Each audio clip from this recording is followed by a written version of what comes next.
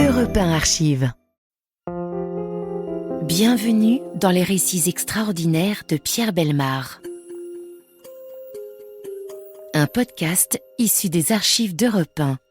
Si j'étais en train d'écrire un scénario de cinéma, je vous montrerais en ce moment des images nocturnes. Il y aurait une route de campagne avec de l'herbe sur les bas-côtés, des arbres au-delà des fossés. Une route rectiligne, parcourue de temps à autre par de longues nappes d'un brouillard paresseux. Sur cette route, je placerais deux motocyclistes roulant l'un derrière l'autre, deux ombres mobiles, précises, régulières, tirées par le ruban de lumière jaunâtre qui les précède et qui fait jaillir de la brume par instant une borne au sommet couleur de sang, une branche brisée, un tas de sable, un petit mur de pierre. C'est le 24 novembre 1952. Il est 11 heures du soir. Il fait froid. Des plaques de verglas scintillent ici et là. Les deux motocyclistes ont quitté Pontoise tout à l'heure. Ils viennent de dépasser Saint-Ouen-l'Aumône. Ils se dirigent vers Argenteuil. Ils appartiennent à la gendarmerie nationale. Ils ont terminé leur service. Ils rejoignent leur brigade. Sur ces images, s'il s'agissait d'un film, je ferai défiler le générique, le nom des trois principaux acteurs d'abord. Le premier motocycliste, le chef de patrouille, s'appelle Georges Decoing. C'est lui qui ouvre la route. Son camarade, c'est Yves Rossi. Le troisième personnage est un méchant, naturellement, comme dans toutes les histoires morales. Son nom, Roger Fauvel. Il ne va pas tarder à vous être présenté. Enfin, le metteur en scène, tout seul, sur une ligne, c'est le destin. Oui, c'est toujours le destin qui met en scène les événements de notre vie quotidienne, qui règle, dans les plus petits détails, cet itinéraire fantastique qui nous conduit plus ou moins vite jusqu'au terme de notre vie. Mon générique s'achève. Les deux motocyclistes roulent toujours sur la route obscure et toute droite. Là-bas, très loin, devant eux, un point lumineux perce le brouillard. On le distingue mieux maintenant, ce n'est pas un point, mais deux lumières blanches, deux phares, entourés d'un halo de brume. Oui, le générique est terminé, la caméra se rapproche, les images grandissent. Le film commence.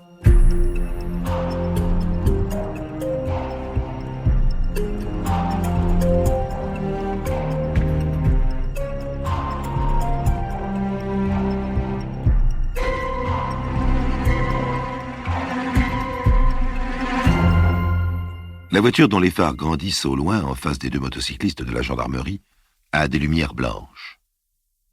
Une voiture étrangère, pense Georges Decoing, le chef de la patrouille. Sur cette route qui conduit de Pontoise à Argenteuil, les véhicules étrangers, belges surtout, sont assez fréquents. L'automobiliste qui se rapproche de lui paraît aussi étranger au code de la route, car il roule nettement à gauche. Le gendarme fait quelques appels de phare. Le conducteur semble ne s'apercevoir de rien et continue de foncer droit sur le motocycliste. Celui-ci intensifie ses signaux, toujours inutilement, et si bien qu'au dernier moment, il est contraint de faire un écart sur le bas-côté de la route afin de ne pas être bousculé par la voiture qui passe en trombe près de lui. Georges Decoing retient une exclamation de colère, fait demi-tour et se met à la poursuite du chauffeur récalcitrant. Yves Rossi, gêné par le brouillard, n'effectue sa propre manœuvre qu'une centaine de mètres plus loin et se lance à son tour derrière son camarade. Georges Decoing parvient à rattraper le véhicule. C'est une voiture américaine de marque Mercury de couleur noire. La plaque d'immatriculation porte les lettres CD, corps diplomatique. « Ah, tant pis, dit le motard. Tout diplomate qu'il soit, il a bien mérité une petite leçon. » Il accélère, se porte à la gauche de la voiture, la serre, lui fait signe de stopper. L'automobiliste obtempère. Decoing passe devant, s'arrête sur le bas-côté et descend de moto. À cet instant, dans un hurlement de moteur, le chauffeur embraye, la voiture bondit, frôle le gendarme qui venait à sa rencontre et file dans la nuit. C'est alors que le deuxième motard, Yves Rossi, survient au ralenti. « Alors fonce !» lui crie Decoing. Rossi démarre comme une flèche, le temps que le chef de patrouille rejoigne sa propre moto, la remette en marche. Son camarade a déjà pris 300 mètres d'avance. Et il a disparu dans la nuit. Georges Decoing est furieux, il appuie, il met toute la gomme. Il roule à plus de 100 km à l'heure dans un brouillard qui s'épaissit de minute en minute. Heureusement que la route est droite et bien revêtue. Assez rapidement, du reste, il aperçoit le feu rouge de l'autre moto. La voiture n'est pas très loin devant eux, une soixantaine de mètres à peine. Au moment où ils vont essayer de la doubler, ils entrent dans l'agglomération de Saint-Ouen-l'Aumône. Ce n'est évidemment pas le moment de se livrer à un rodéo acrobatique. Et c'est pourtant bien une sorte de rodéo que les entraîne le fugitif. La voiture, suivie de ses anges gardiens, traverse la ville en tempête. Et soudain, dans un virage, un camion surgit devant les deux motards, en plein milieu de la rue. Rossi, qui tient bien sa droite, passe sans difficulté. Decoing, qui roule décalé par rapport à son camarade, est obligé de se rabattre, de freiner violemment. Quand il repart, les 3 ou 4 précieuses secondes qu'il vient de perdre l'ont égaré. D'ailleurs, le brouillard est de plus en plus dense. On n'y voit pas à plus de 20 mètres. À chaque carrefour, le chef de patrouille se demande quelle direction prendre. Et naturellement, vient un moment où il se trompe. Il tourne à gauche au lieu de tourner à droite. Il s'en aperçoit assez vite et fait demi-tour, fou de colère et de désarroi. Où aller maintenant? Un homme poursuivi peut prendre absolument n'importe quelle direction. Il est impossible de prévoir celle qu'il choisira. À tout hasard, Decoing suit la route de Rouen. Et soudain, un taxi surgit devant lui. La voiture s'arrête dans un crissement de frein brutal. Un bras lui fait signe par la portière. Votre camarade est blessé, nous le transportons à l'hôpital. Blessé? Mais comment? Un automobiliste lui a tiré dessus. Il a pris la fuite. Mais où ça? Vous tournez à droite, c'est tout de suite là. Georges Decoing n'a que quelques mètres à faire, en effet, pour trouver le lieu du drame. La grosse Mercury l'a immobilisé contre le mur d'une villa, son aile avant profondément enfoncée, son pare-brise éclaté. Quelques personnes l'entourent. Decoing s'approche. Que s'est-il passé?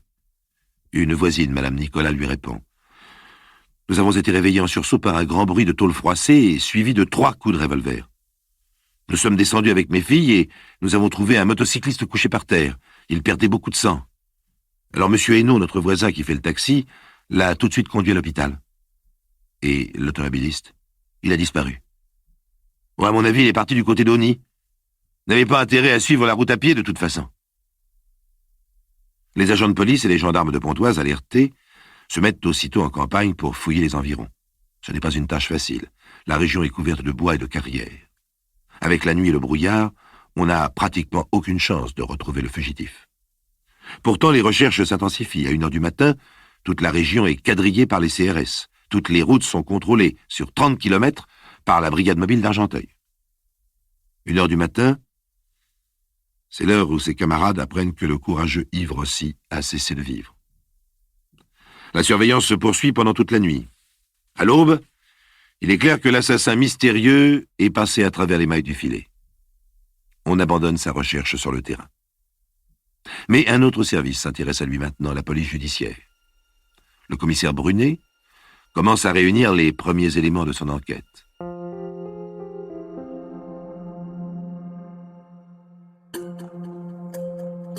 Les récits extraordinaires de Pierre Bellemare, un podcast Europe 1. Le commissaire Brunet a disposé sur son bureau les maigres éléments d'un dossier qui lui paraît particulièrement douloureux. Durant la nuit du 24 novembre 1952, le gendarme Yves Rossi, de la brigade de motocyclistes d'Argenteuil, a été assassiné de 2 balles de revolver par un automobiliste qu'il poursuivait. Le meurtrier a pris la fuite en laissant sa voiture sur place accidentée.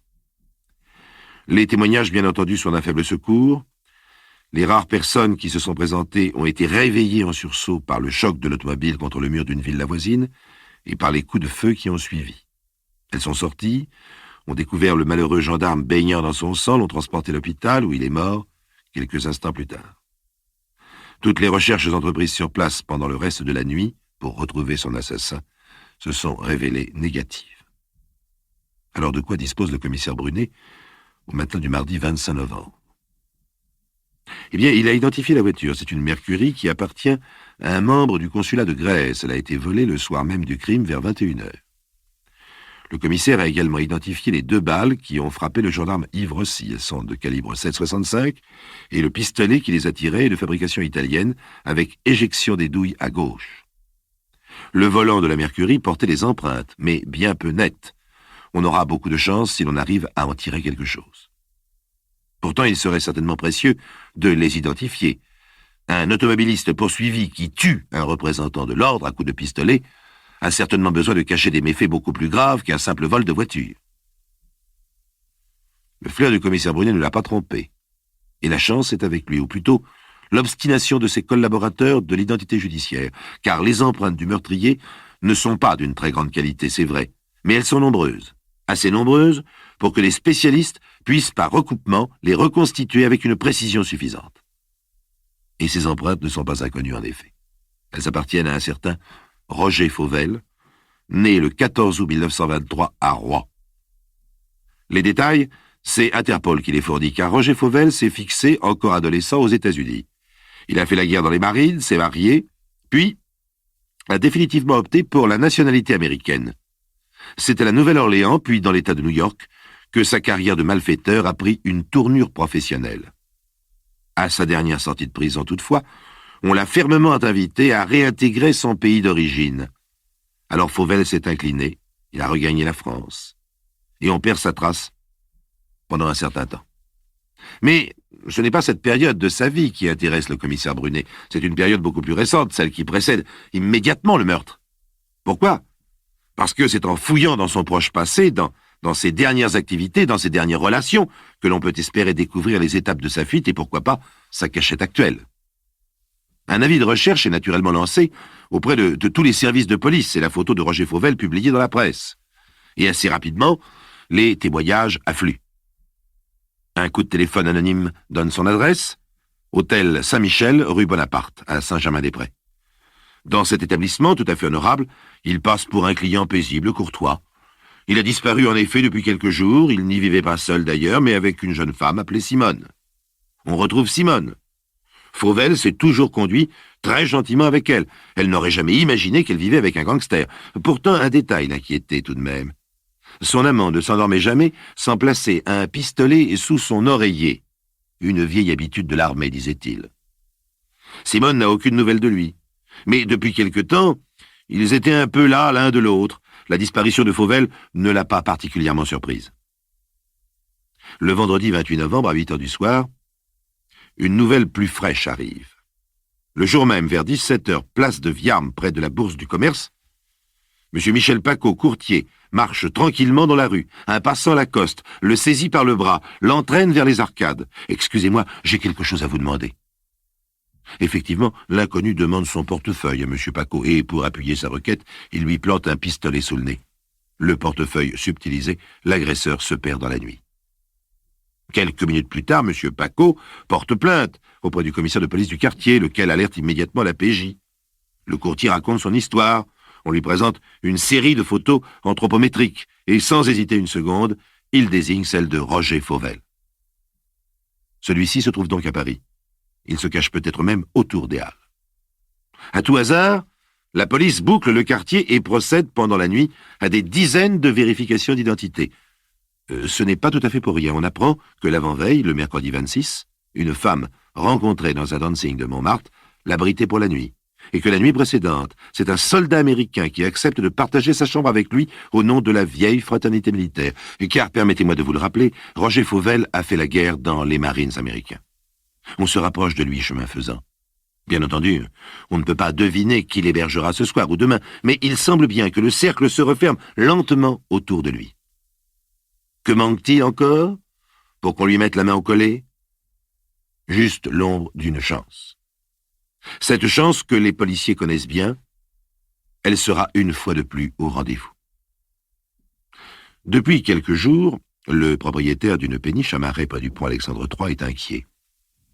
Il a le sentiment d'avoir surpris à 2 reprises des allées et venues furtives tout près de son bateau et peut-être même sur son bateau. Ce marinier d'opérette est une personnalité assez célèbre du tout Paris, c'est pourquoi ne m'en veuillez pas si je ne vous livre pas son nom. Le samedi 29 novembre, vers 9 heures du matin, M. B, le marinier, se présente au commissariat de la rue Aristide-Briand et fait part de ses craintes, ou plutôt de ses soupçons. La police établit une surveillance discrète. Le soir même, alors que M. B est absent et que la péniche est plongée dans l'obscurité, une ombre franchit sans bruit la passerelle, avec un paquet dans chaque main. Elle se dirige sans hésiter vers la poupe du bateau et se penche vers le petit canot qui s'y trouve amarré. Quand elle se relève, l'ombre a les mains vides. Au sortir de la passerelle, sur le chemin du retour, elle se trouve face à face avec deux autres ombres. Celles-ci pointent des objets brillants et leurs voix sont fermes. Ne bougez pas. Un claquement métallique. Des menottes se sont refermées sur les poignets du visiteur nocturne. Il n'a pas protesté. Il se laisse emmener sans résistance. Quand il apparaît en pleine lumière, les deux inspecteurs sursautent. Ça, par exemple, c'est l'assassin du motard d'Argenteuil. Et c'est bien lui, c'est bien Roger Fauvel. Tous les gens qui l'ont connu, des plus proches aux plus simples relations de bistrot, ont toujours dépeint le bandit comme un homme calme et paisible, à la voix douce, aux gestes courtois. C'est bien ainsi qu'il se présente pendant toute l'instruction de son affaire et pendant son procès. Dès les premiers interrogatoires, Roger Fauvel a construit son système de défense. J'ai tué le gendarme Rossi, je l'avoue, mais il avait tiré le premier. Il a tiré en l'air un coup de semonce, comme le règlement le prévoit. En l'air, c'est vous qui le dites. Allons, Fauvel. Yves Rossi était un tireur d'élite. Il se trouvait à 2 mètres de vous. S'il avait voulu vous atteindre, il ne vous aurait pas manqué. C'est possible, mais que voulez-vous, j'ai eu peur. Je venais d'accrocher le mur de la villa, j'étais pris au piège. J'ai entendu son coup de feu, j'ai tiré à mon tour, c'est un simple réflexe. Cette question des coups de feu, de leur nombre, de leur direction, va faire l'objet d'interminables palabres et de reconstitutions minutieuses. Certains témoins en ont entendu plus de 3. On croit voir des traces de balles sur le crépi du mur de la villa voisine. On appelle 2 célèbres experts, Gastine Renette et Flaubert, à la rescousse. C'est qu'elle a une certaine importance, cette question du nombre des coups de feu. Selon le règlement, les coups de semonce doivent être tirés par salve de 3. Si le gendarme Rossi n'a tiré qu'une seule balle, Fauvel aura beau jeu de prétendre qu'il n'a pas compris qu'il s'agissait de sommation et qu'il s'est légitimement affolé. Et, en fait, l'accusation ne pourra pas démontrer la thèse inverse. D'autre part, assez curieusement, une remarque du commissaire Brunet va jouer en faveur de Roger Fauvel. Vous vous souvenez peut-être, tout au début de l'enquête, ce commissaire avait observé « Le meurtrier doit avoir la conscience chargée. On ne tue pas un gendarme pour éviter de répondre d'un simple vol de voiture. » Or, précisément, Roger Fauvel n'avait rien de grave à se reprocher au moment de sa fuite éperdue. Rien, en tout cas, qui soit comparable à l'assassinat d'un représentant de l'ordre. Son avocat, maître Marsepoil, s'est admirablement joué de cette absence de mobile. Il nie la préméditation, il nie l'assassinat délibéré. Sa voix est généreuse, chaude, convaincante. Les jurés le suivront. Le tribunal rend un verdict mesuré dans le doute. Il estime que Fauvel n'avait pas l'intention de donner la mort, il épargne sa tête, il le condamne aux travaux forcés à perpétuité. C'est ainsi que se terminent les films tragiques. Le mot « fin » s'inscrit toujours sur des images de deuil, d'affliction. Aujourd'hui, c'est une jeune veuve en larmes, une mère désespérée, et les portes d'une prison refermées pour la vie sur un homme de 30 ans.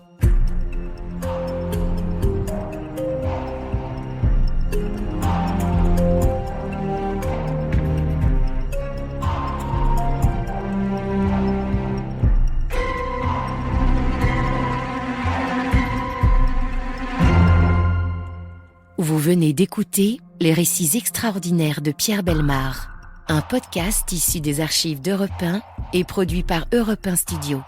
Réalisation et composition musicale, Julien Tarot. Production, Raphaël Mariat. Patrimoine sonore, Sylvaine Denis, Laetitia Casanova, Antoine Reclus. Remerciements à Roselyne Bellemare. Les récits extraordinaires sont disponibles sur le site et l'appli Europe 1. Écoutez aussi le prochain épisode en vous abonnant gratuitement sur votre plateforme d'écoute préférée. Si les faits divers vous intéressent, alors les récits extraordinaires de Pierre Bellemare sont faits pour vous. Chaque lundi et chaque jeudi, découvrez une nouvelle histoire sur des enquêtes criminelles mystérieuses, des disparitions inexpliquées, des trahisons familiales et d'autres énigmes policières hors du commun. Pour ne rien manquer et rester informé de la sortie des nouveaux épisodes, n'oubliez pas de vous abonner au podcast. Les récits extraordinaires de Pierre Bellemare, un univers de polar disponible sur toutes les plateformes d'écoute. Europe 1. On de Latte raconte. Christophe Ondelatte. En avril 2019, à Cognac, en Charente-Maritime, Cathy Bichon séduit un homme sur Internet. Il s'appelle Gérald Matifas. Mais c'est un piège. Pendant 2 nuits, Cathy Bichon et 2 de ses amis le torturent, le violent et finalement le tuent. Cathy Bichon répète qu'elle ne l'a pas tué, qu'elle ne l'a pas violé, mais elle reconnaît qu'elle n'a rien fait pour mettre fin à son calvaire. Et elle a bien du mal à expliquer comment tout s'est enchaîné. Ouvrons ensemble la code B du dossier d'instruction de Cathy Bichon. Europe 1, Christophe Ondelatte. Dans le système judiciaire français, le dossier d'instruction contient un sous-dossier appelé Cote B. Il rassemble les rapports des experts psychiatres, psychologues et de l'enquêteur de personnalité. Ouvrons l'un de ces dossiers. On de Latte raconte. Cote B sur Europe 1. Le 8 avril 2019, Gérald Matifas, un Rochelet de 42 ans, prend le train pour Cognac, où il a un rencard avec une certaine Cathy Bichon. Ils se sont séduits via Facebook. 8 jours plus tard, les policiers du SRPJ de Limoges retrouvent le cadavre de Gérald Matifas carbonisé et supplicié en pleine forêt. Il a une chaussette dans la bouche. Son sexe est mutilé. Il a reçu 57 coups de couteau, dont un coup fatal en plein cœur.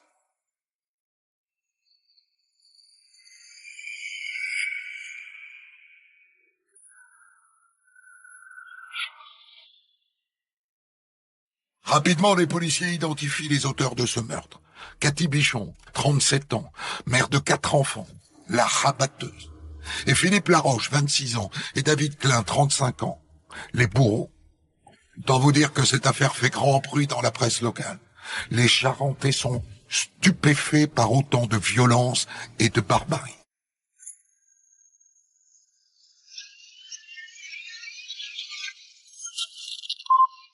Le drame s'est déroulé dans cette maison juste derrière moi, située dans le Vieux-Cognac. Le 5 avril dernier, la victime, un homme âgé de 42 ans, arrive dans ce logement. Il aurait été attiré via les réseaux sociaux par une habitante de 38 ans. L'homme aurait subi ici de multiples sévices sexuels et autres mutilations auxquelles aurait activement participé cette cognacaise, déjà connue des services de police. Dans le quartier, le voisinage nous a indiqué ne pas connaître ou ne pas avoir connu cette femme. Elle a été mise en examen et écrouée pour homicide volontaire, précédé, accompagné ou suivi d'actes de torture et de barbarie.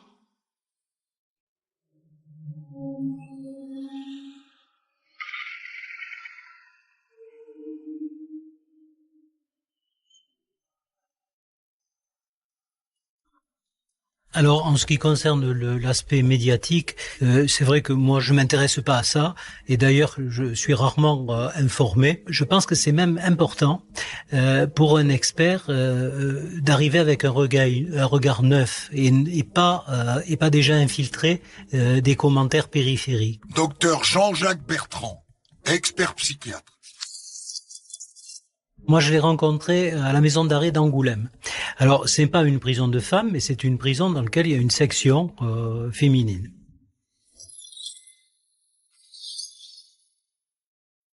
Madame, je suis expert psychiatre et nous avons le temps de discuter, tous les deux.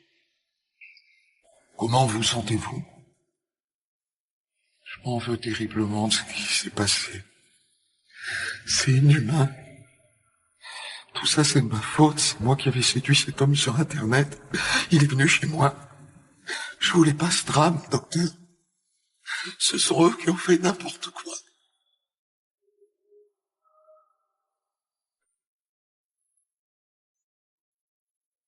En fait, dans les affaires criminelles, évidemment, c'est fréquent que les personnes disent, quand ils reconnaissent les faits, qu'ils les regrettent. Ne serait-ce que sur le conseil de leur avocat. Enfin bon, il vaut mieux qu'ils disent ça, c'est une évidence. Ceci dit, ce sont des mots. Pour authentifier l'autoculpabilisation, il faut qu'il y ait des symptômes aussi. Alors les symptômes, elle les a. C'est-à-dire elle dort très mal, elle a des cauchemars, elle a des phénomènes de reviviscence dans lesquels elle revoit la scène, elle y pense régulièrement, peut-être presque sans arrêt, ça l'obsède. Le fait d'avoir, elle dit, ôté la vie de quelqu'un. Ou au moins d'avoir assisté à ça.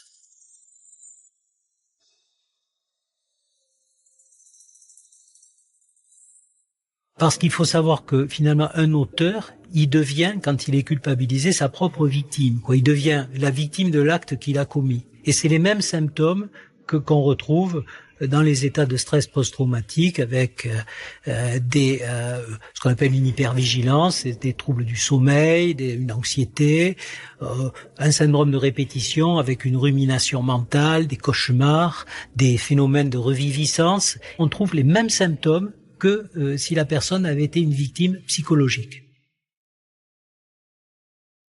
Code B54. Enquête de personnalité. Madame Cathy Bichon est née le 10 juin 1981, troisième d'une fratrie de 5 enfants, nés de 5 pères différents. Aucun des enfants n'a connu son père, sauf la dernière. Cet effacement paternel est, selon les enfants, une volonté délibérée de la mère.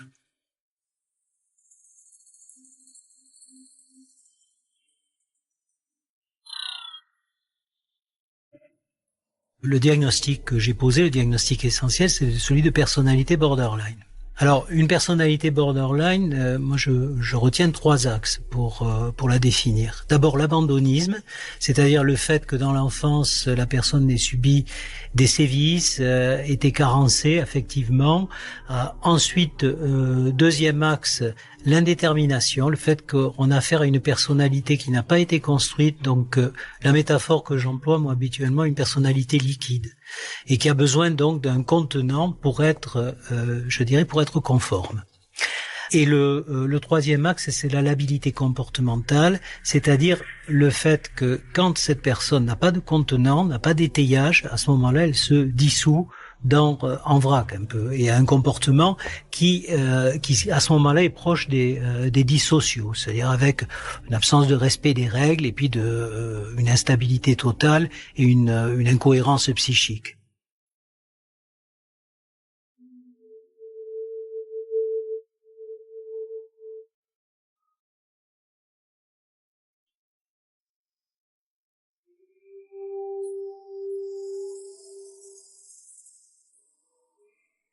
Vous savez, docteur, mon enfance était, je dirais, moyenne.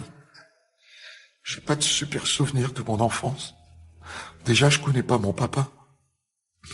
C'est ma grande sœur qui jouait un rôle de maman pour moi, plutôt que ma mère. Je pense que ma mère, elle ne voulait pas. Bon, ma grande sœur, elle a 9 ans de plus que moi. Et puis, l'ex-copain de ma sœur, il m'a violé quand j'avais 14 ans. J'en ai parlé à ma mère, mais elle m'a dit que de toute façon, je racontais des conneries. Il n'y a pas eu de plainte. Et il s'est pendu peu de temps après. J'avais pas besoin de faire de fugue. J'étais libre, de toute façon.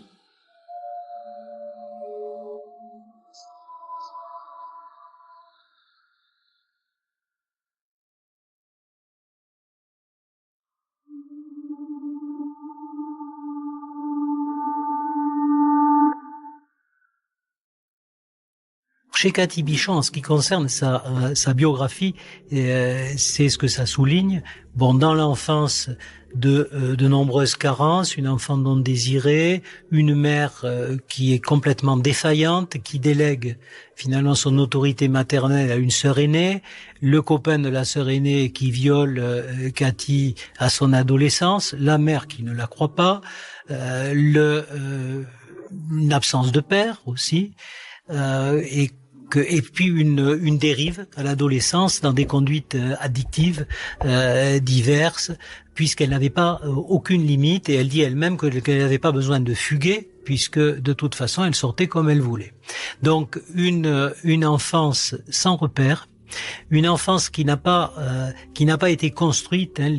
Finalement, le ciment des repères, le grand facteur de cohésion, c'est l'amour. Bon, l'amour, il y en avait pas vraiment. Ce qui fait que dans la vie adulte, cette absence de repères, et ce sont les repères qui nous permettent de nous orienter, de déchiffrer la réalité. Eh bien, chez elle, cette absence de repères fait que quand elle n'a pas un contenant, quand elle n'a pas un étayage, eh bien, elle part en live en quelque sorte.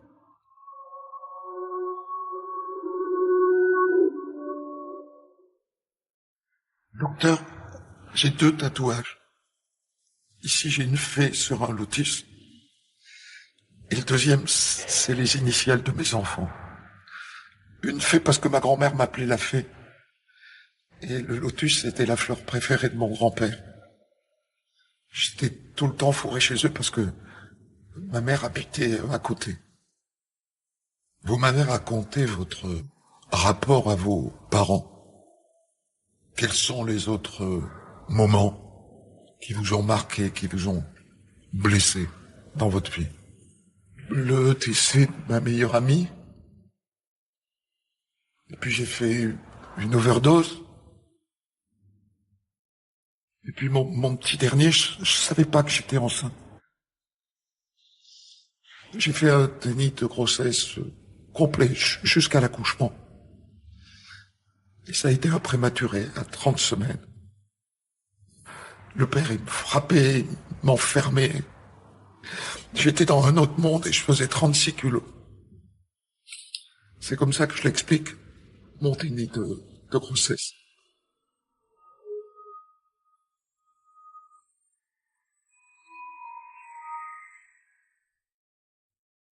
La sœur aînée avait 9 ans de plus qu'elle, donc elle jouait le rôle de maman tant bien que mal, je dirais, mais elle n'avait pas la densité quand même qu'a une mère, et puis ce n'était pas sa mère. Et elle ne pouvait pas non plus avoir l'autorité que peut avoir une mère, quoi. Enfin, c'était un substitut, c'était mieux que rien, mais pas davantage. Et alors, sur cette base, si vous voulez, de repères poreux, de repères, moi je dirais fluides, quoi, liquides, après, dans sa vie future, elle a eu des périodes où elle était adaptée. Pour peu que autour d'elle, il y ait un étayage suffisant. Par contre, à d'autres moments, elle a été totalement inadaptée. C'est quand même ce qui domine, avec une instabilité professionnelle où elle a passé, je crois, 8 ans sans activité, une instabilité affective avec 4 relations, donc 2 avec des hommes violents, 4 enfants de 3 pères différents, un acte suicidaire ou criminel de défenestration. Elle sait même pas parce qu'elle était dans un état d'ébriété très avancé, parce que là aussi dans ces instabilités il y a des conduites addictives importantes, cannabis, alcool. Sachant que pour la défenestration, mon hypothèse c'est que c'est plutôt suicidaire que criminel, dans la mesure où c'est une des modalités suicidaires des borderline, qui cherchent des limites, des repères, et il les trouve dans le suicide, en tout cas par la projection, soit d'une hauteur, soit contre un obstacle, un véhicule, soit par des projectiles. Code B40. Expertise psychiatrique du docteur Jean-Jacques Bertrand. L'infraction qui est reprochée à Cathy Bichon est en relation avec l'empreinte dissociale de sa personnalité, pouvant l'amener à se montrer impulsive et avoir diminué son niveau empathique qui, ceci dit, n'est pas inexistant. Sur le plan factuel, l'effet de groupe a joué. Elle se décrit comme ayant en quelque sorte suivi, poussé par la peur, ce que nous ne pouvons pas exclure. Au niveau biographique, il règne dans sa trajectoire biographique un certain désordre sur le terreau duquel les présents faits ont germé.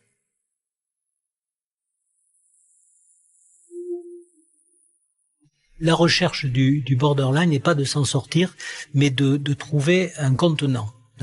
Et le problème, c'est que pour trouver un contenant, il faut avoir un raisonnement qui soit, je dirais, opérationnel, quoi. Alors, le raisonnement du borderline, il est normal au niveau cognitif, mais au niveau affectif, il n'est pas opérationnel. Ce qui fait que les choix qu'ils font sont souvent, pas toujours, mais souvent des mauvais choix. Cathy Bichon n'a pas pu trouver le bon choix existentiel, donc elle n'a pas pu se contenir. Ceci dit, le borderline en soi n'est pas violent, hein. C'est les circonstances qui font que le vase est brisé et le liquide s'épanche. Mais en soi, ce n'est pas comme un dissocial qui va rechercher la violence. C'est pas comme les deux acolytes avec qui elle était, qui eux cherchaient la violence et le sadisme. On n'est pas du tout dans le même registre.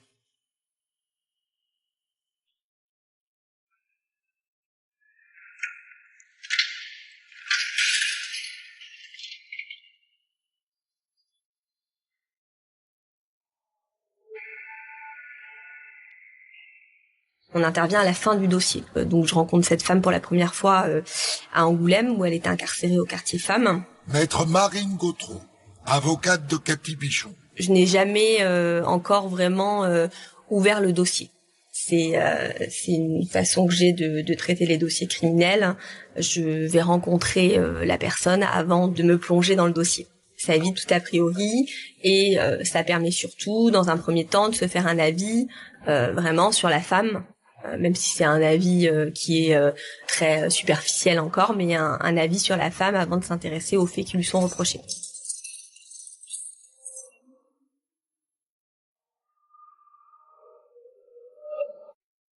À Angoulême, le quartier femmes, c'est 10 à 12 femmes.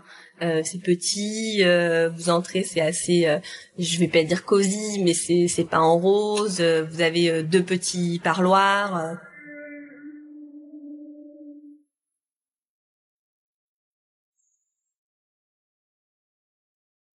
Je comprends que c'est une femme qui avait une vie assez compliquée à l'époque, une vie, je dirais pas de débauche parce que c'est pas ça, mais une vie où elle fréquentait beaucoup d'hommes, elle avait une situation personnelle très instable, des enfants placés, de l'alcool, de la drogue, donc tout ça bien sûr, et la femme en prison.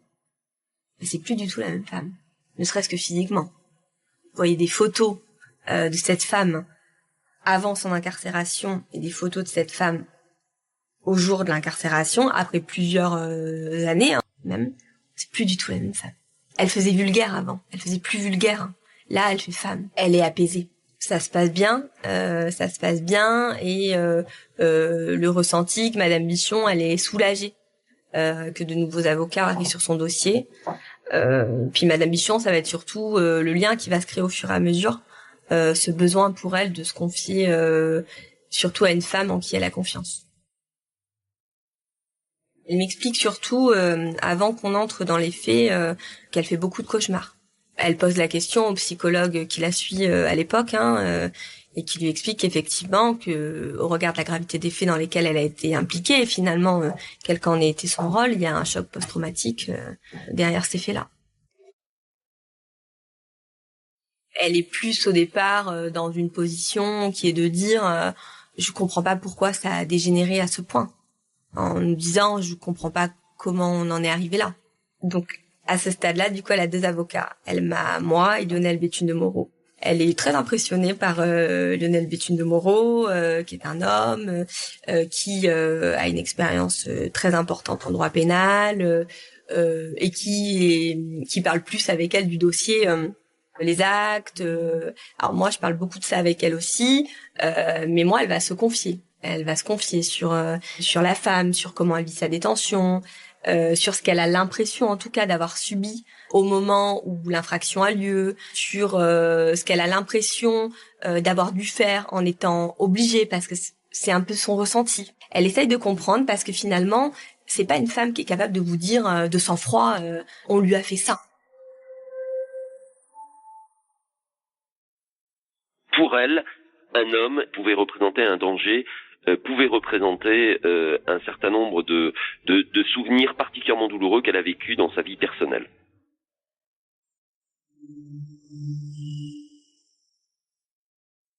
Bon, madame, il faut que nous avancions. Je suis votre avocat. Vous devez me faire confiance. Nous sommes maintenant à quelques semaines de votre procès. Il faut que vous me racontiez tout. Comment ça s'est passé cet après-midi, là ?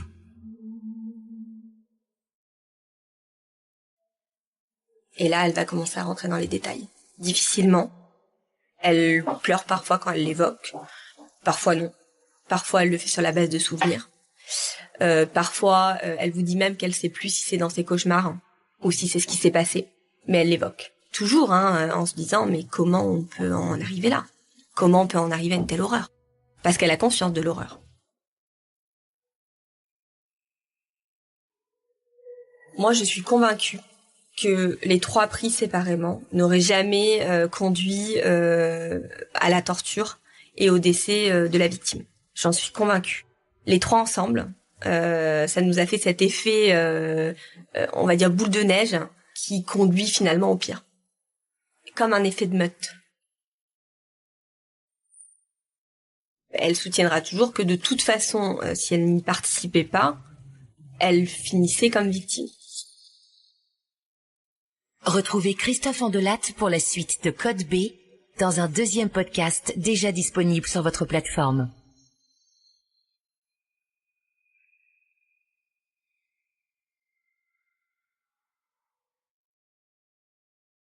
Si les faits divers vous intéressent, alors les récits extraordinaires de Pierre Bellemare sont faits pour vous.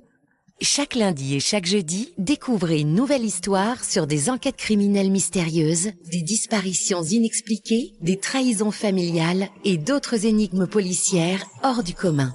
Pour ne rien manquer et rester informé de la sortie des nouveaux épisodes, n'oubliez pas de vous abonner au podcast.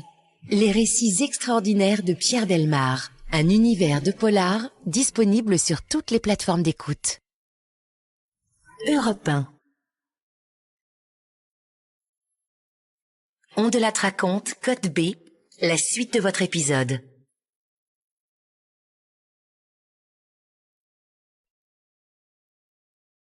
Maître, j'avais beaucoup discuté avec Gérald sur Facebook, c'est vrai.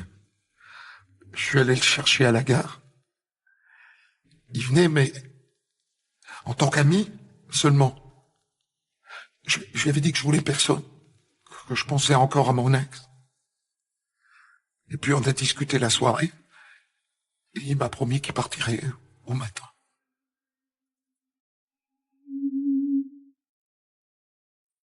L'étincelle, on la comprend sans la comprendre. Maître Marine Gautreau, avocate de Cathy Bichon. C'est-à-dire que même elle.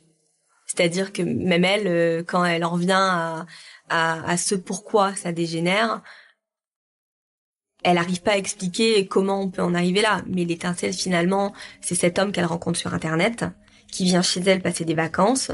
Finalement, on a l'impression qu'il lui plaît pas plus que ça, parce qu'il a pas l'air de ressembler aux photographies qu'elle a vues. Pour autant, c'est un homme gentil avec elle. Ils s'entendent bien, mais elle ne veut pas plus. Il dort sur le canapé. Elle dort dans sa chambre. Et une nuit, il vient la rejoindre. Il essaye pas de la violer, il essaye pas de l'agresser, absolument pas. Il lui demande juste s'il peut s'allonger à côté d'elle. Ce qu'elle accepte. Et suite à ça, elle lui demande de partir. Et il refuse de partir. Et l'étincelle, c'est là, c'est apparemment, à ce moment-là, elle en contacte un, qui est un de ses ex-compagnons, enfin, en tout cas, un homme avec qui elle a eu une histoire brève, et qui vient accompagner du deuxième, pour le faire partir.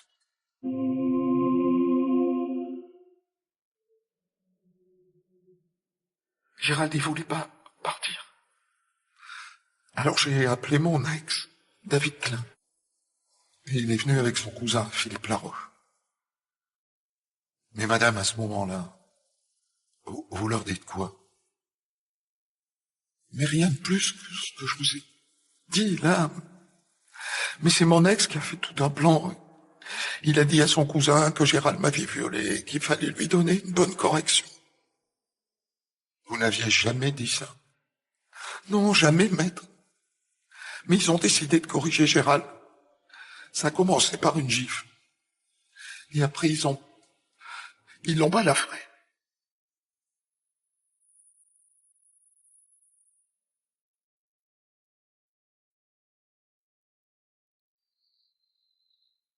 Gérald Matifas reçoit les premiers coups sur une aire de repos.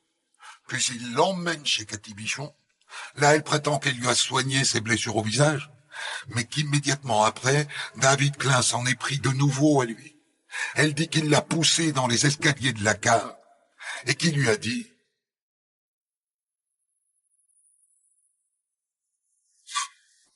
de toute façon, au point où on en est maintenant, faut te tuer.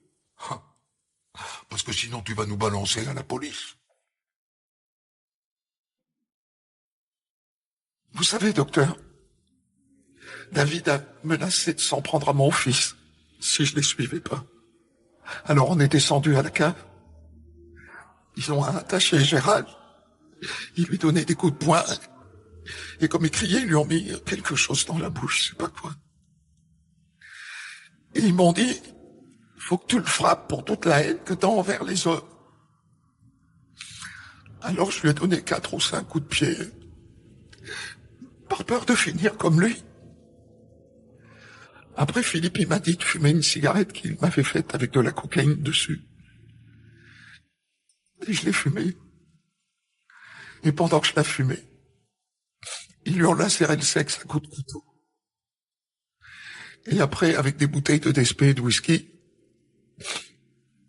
ils l'ont violé. David, après, il lui a planté son couteau dans la cuisse gauche. Et Philippe lui a planté le sien dans chaque main. C'était horrible. J'avais peur, docteur.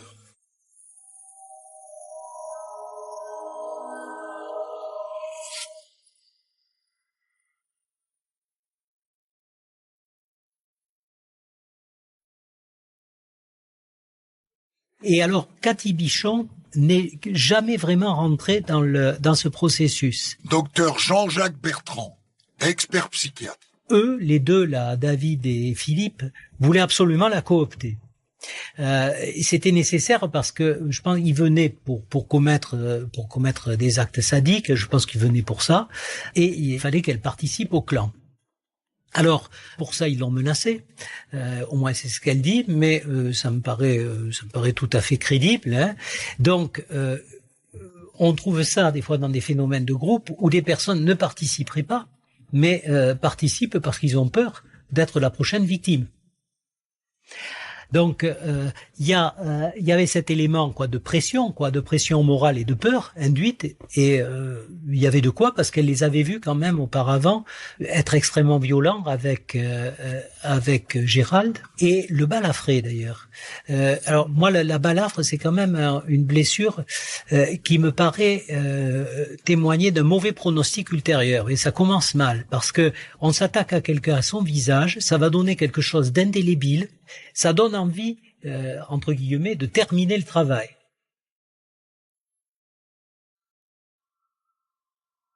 Donc, elle les a vus à l'œuvre, elle a vu quand même qu'ils plaisantaient pas, donc elle en avait peur. C'est le premier point. Ensuite, ils lui ont fait consommer de la cocaïne, parce qu'elle dit. Alors là, l'objectif était de la désinhiber, de la mettre dans un état second, donc je dirais qu'elle intègre le clan.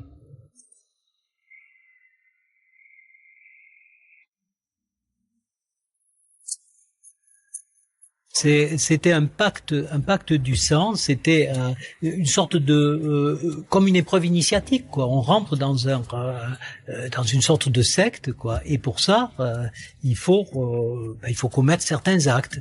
Alors ils lui ont donné le couteau là pour qu'elle le plante dans le cœur, le vengeur, oui, et en lui disant, je crois, mets toute ta haine que tu as contre les hommes là et plante-le. Comme je sais pas, l'armée du mal.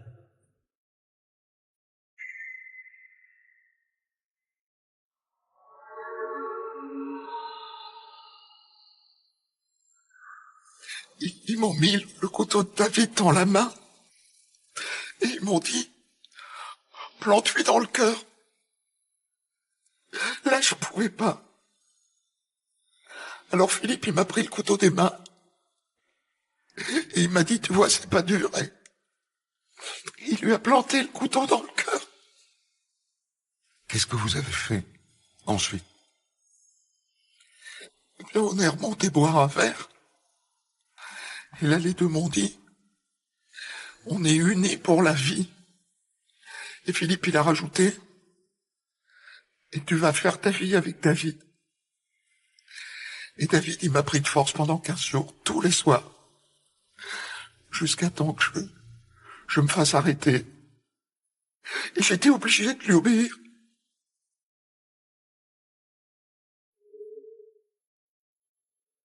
Elle ne peut pas le faire parce que quelque part, si un borderline peut être dépassé par sa violence, quand il est saisi par quelque chose de passionnel, ce n'est pas quelqu'un d'intrinsèquement violent. Le borderline n'a pas de plaisir à commettre des violences. Il les commet parce que lorsqu'il est débordé par lui-même et par sa passion, par une espèce de vengeance, quoi, ou d'autres sentiments. Mais en tout cas, ce n'est pas de la violence pour le plaisir. Ce n'est pas du sadisme. Et là, elle peut pas. Malgré la cocaïne.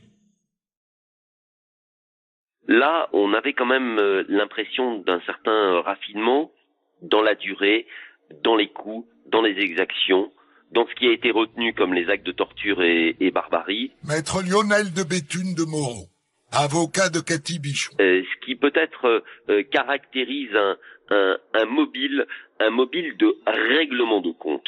C'est-à-dire qu'au-delà de la personnalité de cette malheureuse victime, c'était peut-être ce qu'incarnait cette victime.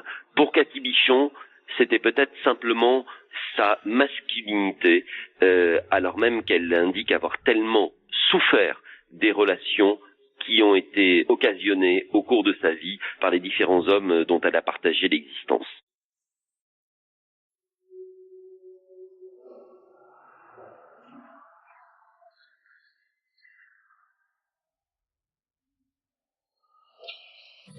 Trois ans après le meurtre, David Klein, Philippe Laroche et Cathy Bichon sont jugés devant la cour d'assises de Charente. La presse les surnomme les barbares de Cognac. Il arrive régulièrement que les cours d'assises aient à connaître de dossiers d'assassinat ou de meurtre. Là, on est sur un dossier malheureusement exceptionnel du fait des actes de torture et de barbarie, où il y a un effet de groupe, où en réalité il y a un effet de meute, où il y a une concentration de 2, 3, 4 personnes sur une seule victime et une volonté de lui infliger des souffrances hors du commun. Par mal, plus gros dossier de Charente, il me semble, depuis de très longues années. On sait ce qu'on encourt. On sait qu'on encourt une perpétuité.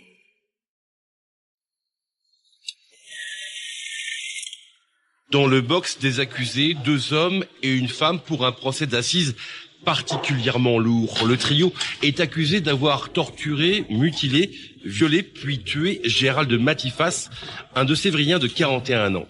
Lors de cette première audience, c'est l'histoire et la personnalité de Cathy Bichon qui sera dévoilée par une enquêtrice spécialisée. Un retour vers le passé avec un point commun à tous les accusés.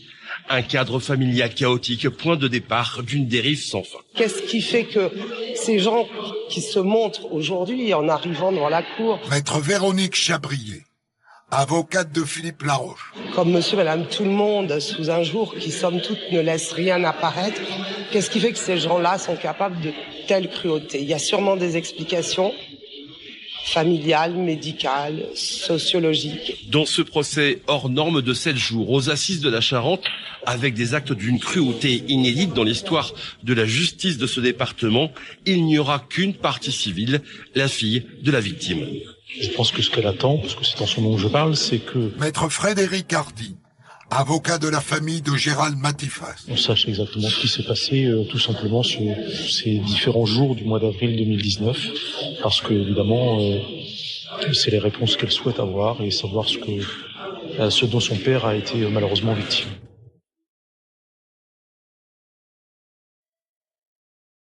Le procès est très difficile pour Cathy Bichon parce que elle est considérée comme étant la plus intelligente des trois. Et finalement, toutes les questions sont pour elle. La cour fait feu de tout bois sur elle, parce qu'ils se disent que c'est la seule à pouvoir dire la vérité, en tout cas donner le plus d'éléments possible sur ce qui s'est passé.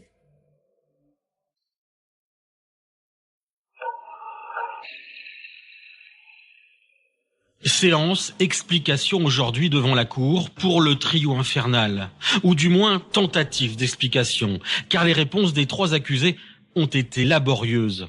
Considérée comme l'une des clés de ce dossier, Cathy Bichon s'est montrée prolixe et parfois déroutante face aux questions du président. Après un bref rappel des faits sur les actes de torture, il lui demande « Pourquoi, madame, autant de barbarie ? Pourquoi ?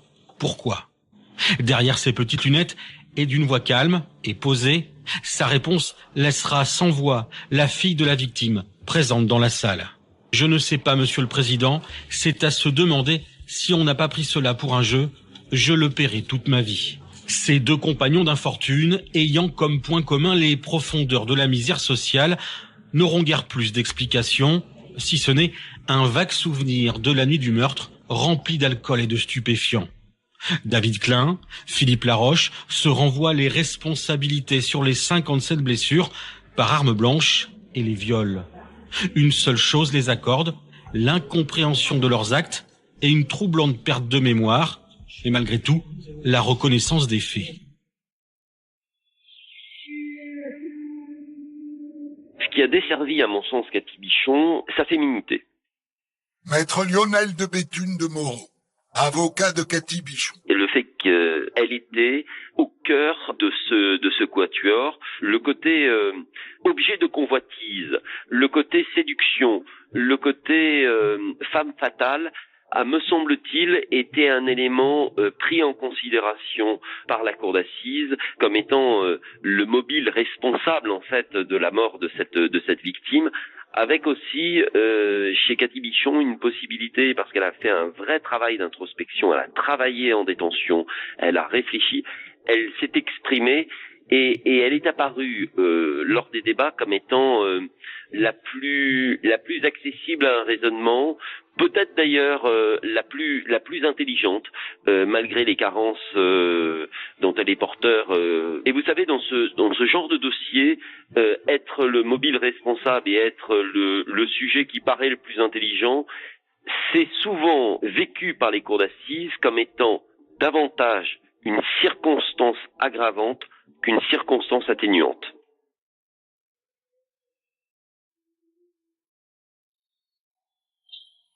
Dans le box des accusés, Cathy Bichon, David Klein et Philippe Laroche ont écouté impassibles les réquisitions de l'avocate générale.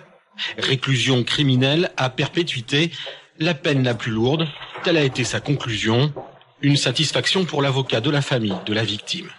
Au regard des faits qui sont reprochés aux 3 accusés, c'est des réquisitions qui se justifient, à mon sens. Maître Frédéric Hardy, avocat de la famille de Gérald Matifas. Après, encore une fois, c'est la cour d'assises qui décide de la peine et c'est elle qui est seule juge. Place ensuite aux plaidoiries de la défense. L'avocate de Philippe Laroche, le plus jeune des accusés, ne minimisera pas les actes de cruauté de son client. S'adressant aux jurés, elle leur dira « Vous allez devoir le sanctionner, mais aussi prendre de la distance et donner un peu d'humanité à cette personne qui en a terriblement manqué. » Pour sa défense, elle évoquera l'influence néfaste de Cathy Bichon, souvent présentée comme manipulatrice. Je pense que... Maître Véronique Chabrier, avocate de Philippe Laroche. Sa seule intelligence par rapport au peu d'intelligence des 2 autres a suffi à les emmener dans un scénario qui est dramatique. Pour la défense de David Klein, ses avocats tenteront d'amoindrir sa participation aux faits sans remettre en cause ses gestes de torture. Il n'y a aucune excuse à mettre au crédit de mon client, a-t-elle dit, tout en rappelant sa fragilité psychologique.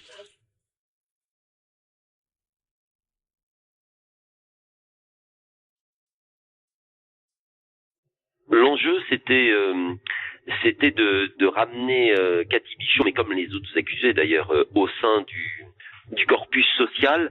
Et j'avais à cette époque rappelé une vérité qui est de dire que chaque homme, chaque femme est toujours plus grand que les crimes dont on l'accuse. Cette phrase générale a été parfaitement rappelée par un grand homme qui vient de disparaître, Robert Badinter, qui dans une citation rappelait qu'il n'est point d'homme sur cette terre dont la culpabilité soit totale. En fait, Cathy Bichon Elle est bien évidemment l'auteur coupable des faits pour lesquels elle a été condamnée, mais j'avais indiqué que si les actes qu'elle a commis sont monstrueux, ce n'est pas un monstre.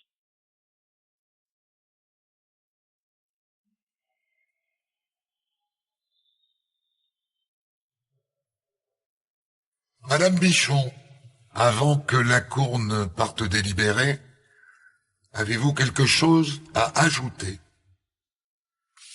Quand je me vois dans la glace, je me vois pas comme une femme, mais comme une monstre qui a commis un acte horrible. Je suis la co-auteur de tout ce qui s'est passé, de toute cette monstruosité. Peut-être qu'un jour, je reverrai la liberté. Mais une seule chose est sûre. Je serai marqué au fer rouge. Toute ma vie.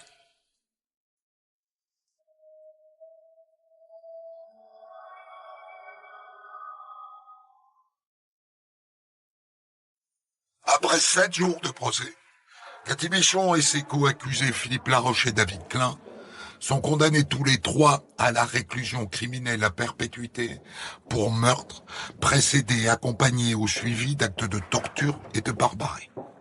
Ils ne font pas appel de ce verdict.